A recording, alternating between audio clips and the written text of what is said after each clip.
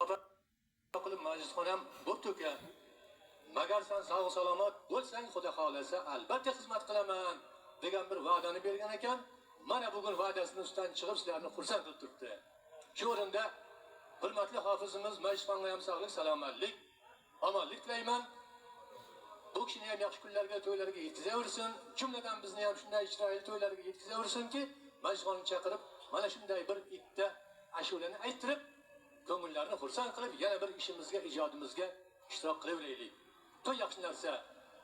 Ko'rmaganni ko'rasan, o'lpanlashasan, do'stlashasan, dardingni yozasan. O'zbekning to'yi yaxshi. Iloya hammani to'yga yetkazsin. To'yga xizmat qilmoqlik, mana shu xizmatkorlarni albatta bundan buyon ham qo'ldan kelaversin.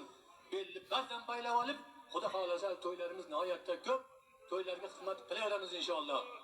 Bu to'yda ertalabdan kelib xizmat qilish lozim edi. O'zimni yaqinim, qarindoshlarim, do'stlarim edi, lekin imkon iloj qila olmadik.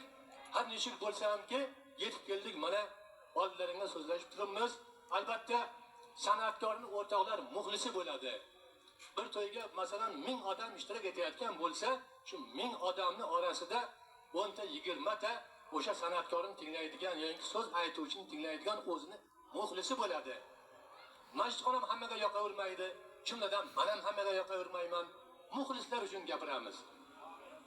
Muxlislar uchun albatta biz xizmatga tayyormiz. Boshqalar uchun ham biz tayyormiz.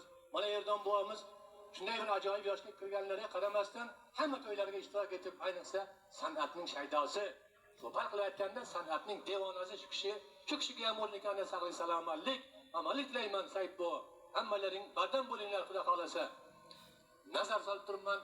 Hurmatli bitta akamiz bor, Umrqul Bodiy degan haqiqiy majlisxonchi muxlisi. Haqiqiy, ya'ni haqiqiy deganda juda ham meni a'losi degan tushunchaga tushunasizlar degan umiddaman. Hozir nazar solib turibmiz. Menga Berdiboy aytibdiki, Toshkanboy, Umrqul akamga bir qarab qo'ying. Bir choyni yig'layordilar deydi. Nimaga maza qilgan odam yig'laydi-da, endi ashulaga maza qilgan odam yig'laydi. Shunaqa odamlar borki, endi 100 kalta ursang yig'lamaydi u. Imkoni yo'q uning. Qanaqasin dardi bo'lmasa u nimani yig'laydi? Shuning uchun har bir insonning yuragida dardi, alami bo'lishi kerak.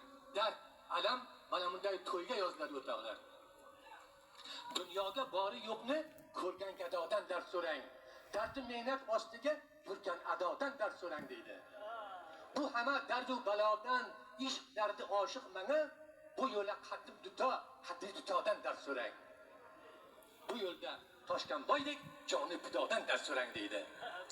Dardi odam nima qiladi? O'ynalmasa u, kuylalmasa u bechara u. Shuning uchun dard kerak, muhabbat kerak. Mana shu muhabbat so'masin oramizdan. Baxmal opamizga sog'lik, salomatlik, omonlik tilayman.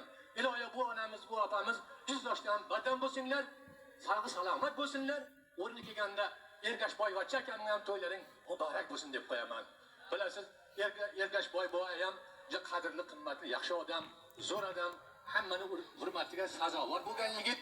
Bu kishiga ham sog'lik, salomatlik tilayman. Iloyo jiyanlarni